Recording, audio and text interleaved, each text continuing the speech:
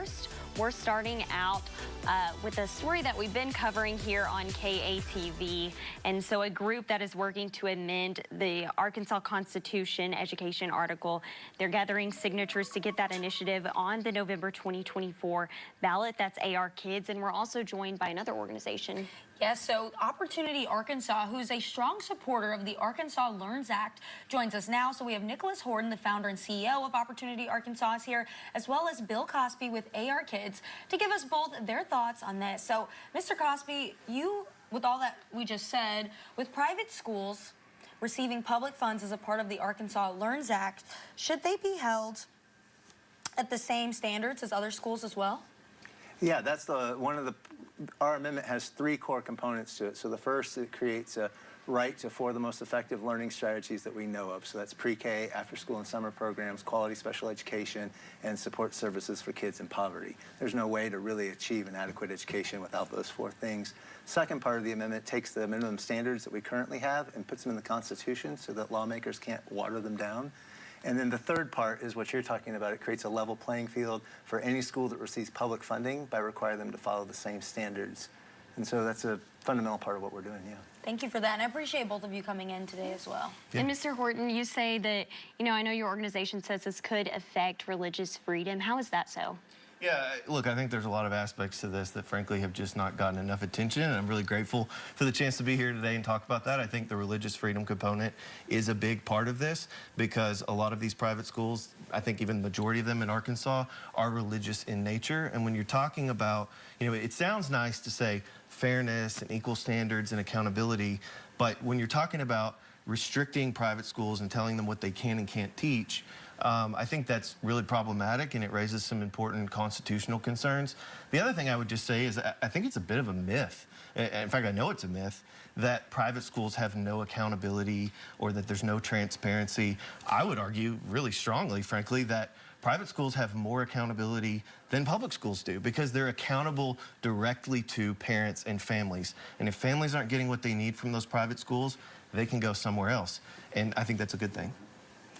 My friend is just not being straightforward with you all or just as misinformed. But what the measure does is it actually has a carve-out specifically for religious liberty that the Attorney General asked us to put in there because he had the same concern that perhaps this would restrict the religious liberty of private schools. So we put that in the amendment.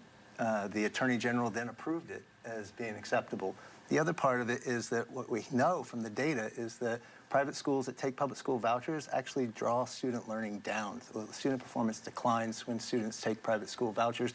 Every single academic study of other states' voucher programs around the whole country, every single one has found that. And so what our measure does is it tries to put the same high quality standards of our public schools in so that if they take public money, they have to meet the same standards. If they don't take public money, they continue to do whatever they want to do. But public money should bring public accountability and public transparency. That's the core of our amendment. Yeah, and if I could just respond, yeah. I think this question of whether or not there's religious freedom infringements or not, I mean, ultimately that's going to be something that if this goes forward, I think a court is going to have to decide. But when you look at the academic and the accreditation standards in Arkansas, it's very clear that there are topics that would not be allowed to be taught. I know you added some language that says, well, there's nothing in here that intends to be unconstitutional. I'm not sure that quite really passes the smell test or constitutional muster on that. You can say the intent is something, but is that really going to hold up in court? I think I'm going to take the Attorney General of Arkansas's opinion instead of yours on what's constitutional and what's not. No offense, but I think he's the expert on that. Well, and I don't dispute that necessarily, but I haven't seen not necessarily. I haven't seen a statement from the Attorney General that says this is constitutional, right? That's actually what he did when he certified the measure to be approved for the ballot. I can show you the exchange. I would love to see that. That's what they actually certified. Is that they would not have certified the measure had they felt like it violated the Constitution. Yeah, the Attorney General has very limited purview of what he can and can't disqualify from the ballot. He did raise the objection. You're just trying to scare people because you can't win an argument on the facts. I think we can win an argument pretty strongly on the facts, which is that how many signatures do you have? We're getting there, buddy. Okay. Well, look, we have one more question, another question for the both of you. So, do you think that pre-K should be required and offered in all schools here? We think it should be offered. We don't think it should be required. Pre-K is one of the most powerful learning interventions that we know of, and it's one of the core parts of our amendment, we don't think that someone's access to pre-K should be predicated on how much money they make or what part of the state that they live in. So our measure makes universal access to pre-K for all 3- and 4-year-olds. So what we know about pre-K is that it has a 9-to-1 return on investment. For every dollar the state spends on pre-K, we get $9 back. And it boosts lifelong benefits for those students, including a 5% higher lifelong earnings from a study that just came out last week, as well as other like health and social benefits for children. Pre-K is one of the most powerful things we can do, and our lawmakers have just failed to invest in it. We haven't increased pre-K funding in Arkansas since 2009. The voters are going to have to do it because our lawmakers just keep falling short. And Mr. Horton, is there, could you explain how funding could work with that? I mean, I think that's frankly a question for Bill to ask, because one of the biggest problems with this proposed amendment is that there is no cost estimate. There is no explanation of how the programs would be paid for. We've called it a blank check because frankly I think that's what it is. They've published no research and no cost estimates whatsoever. They've said we're gonna do that before the election in November, and hopefully that would happen.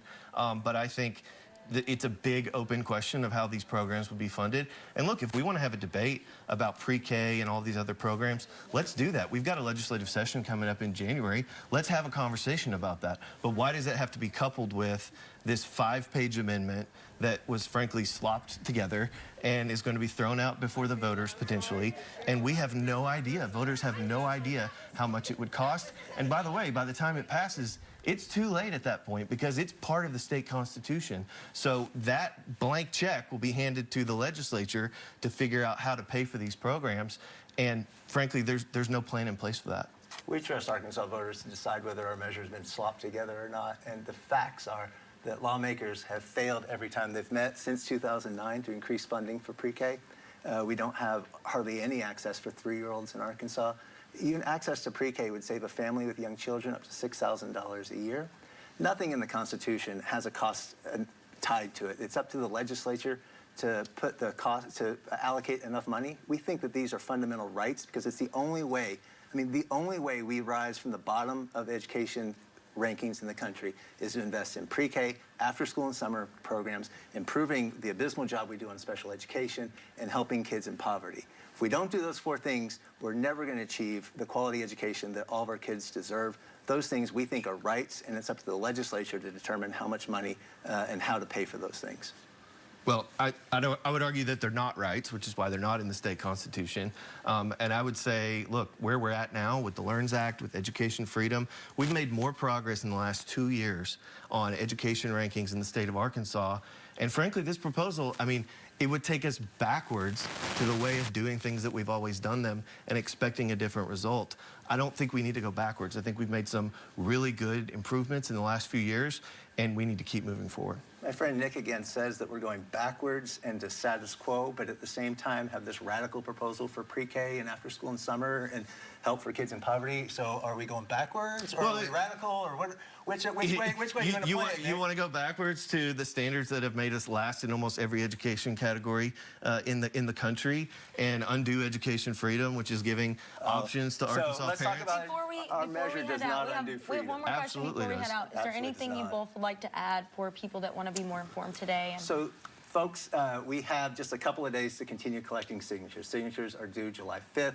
We have an event all day long at the Capitol on July 4th. We have drive-up signing events in counties all over the state right now. Folks can find out where they can sign, and they can read the facts on what the measure actually does at our website, which is 4arkids.org. And I just encourage you, we only have 3 days left. This is an opportunity. You're not voting for the measure now. You're just putting it before voters so voters can decide. At the end of the day, we trust voters to make the right decisions for Arkansas. And for you, sir? Yeah, you can learn more about our organization at opportunityarkansas.org, or we've also published a website where folks can go and learn more specifically about the amendment. It's called 4arfamilies.com. You can read the amendment. You can see our cost analysis. Again, there is no cost analysis from the other side. They say our numbers are bogus, but at least we've put something out there to give folks a sense of what this would cost, and we feel like Arkansans deserve the truth. Well, thank you both so much for joining us today. We appreciate your time, and we appreciate hearing both of your sides on this. So thank you very much. Thanks for having us. It's an important debate. Thank you both.